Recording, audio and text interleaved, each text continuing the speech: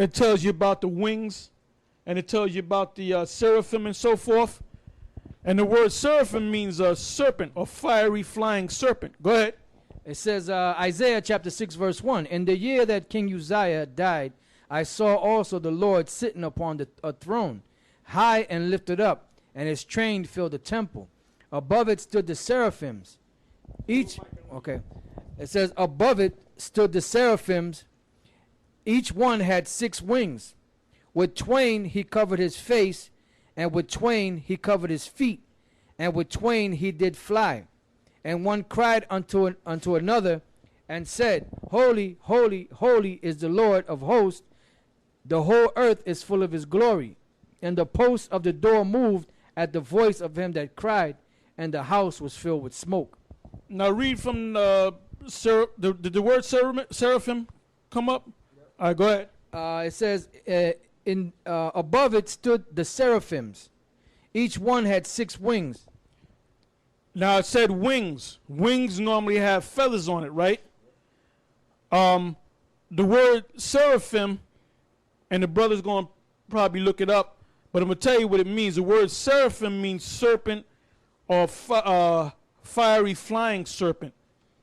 This was basically a shuttle ships, groups of shuttle ships that came out of the so-called mothership, which was a big ship. And it mentions that when you read it down, because the Lord came out of the major ship.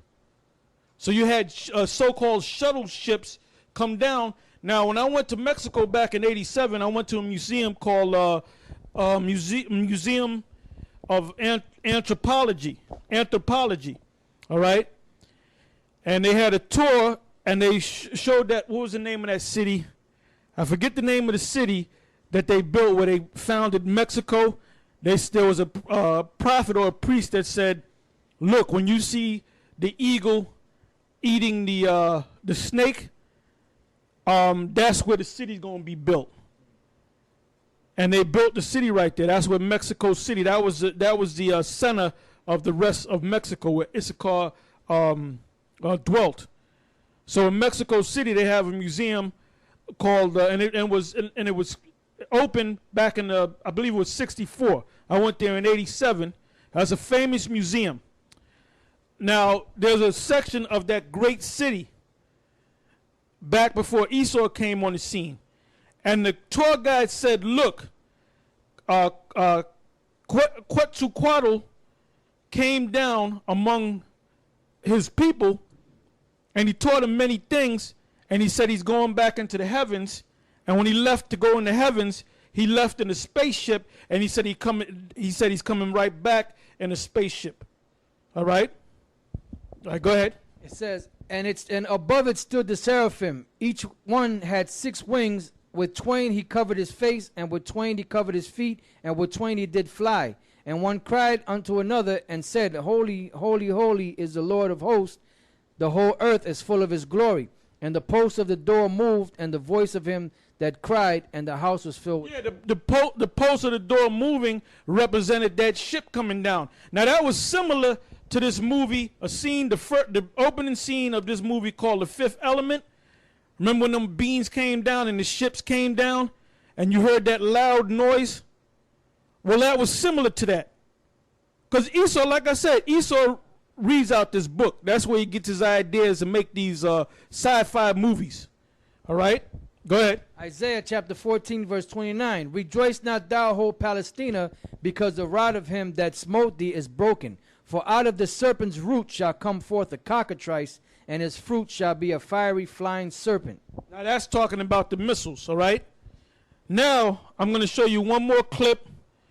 This is dealing with Quetzalcoatl, which is supposed to be Yahushua. That was Yahushua when he came back.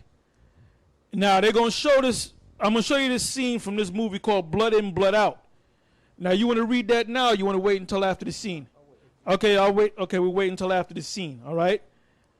Okay, ready, out.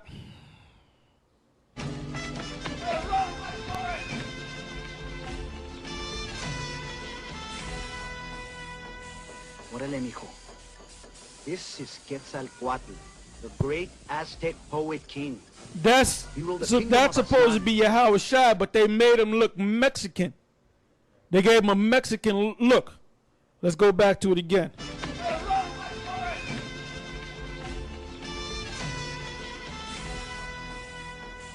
Órale, mijo. This is Quetzalcoatl, the great Aztec poet king. He ruled the kingdom of Aslan, that was from Mexico all the way up here to Califas. Sexy mamazota. Pay Canipas is attention, the Americans. pelao. I'm gonna teach you all about Aslan, because this vato's coming back someday to reclaim the Raza's kingdom. Achera? Dad, I said, pero why do you put my initials on? Because you helped me, ese. We did it together, carnalito. ¿Qué hubo? Go. All right, so let's come back. Let's come back. Now, this is what I want you to go to. Go to the last, I think it's the last tab where it goes into Quetzalcoatl. That's Quetzalcoatl? Okay, right. That's what I want you to get. All right, go ahead. Yeah, this is a web page entitled "Was Mexico's God Quetzalcoatl Jesus Christ" by Jean D. Matlock. Over 40 years ago, I discovered I could use linguistics to prove the Hindus. It goes into a lot of mess. Scroll down. There's a key point. I don't know if it's this paragraph. Hold on, Bob. Yep. Okay, this right here. Right here. Okay, all right. Quetzalcoatl himself wore a robe lined with crosses. The idols in the interiors of the temples where he was worshipped were crosses, as well as the paintings on the wall. The Borgia Codex shows Quetzalcoatl and other humans crucified with him. I will just present in this article those of Quetzalcoatl and children, and you'll see the pictures, the Borgia Codex.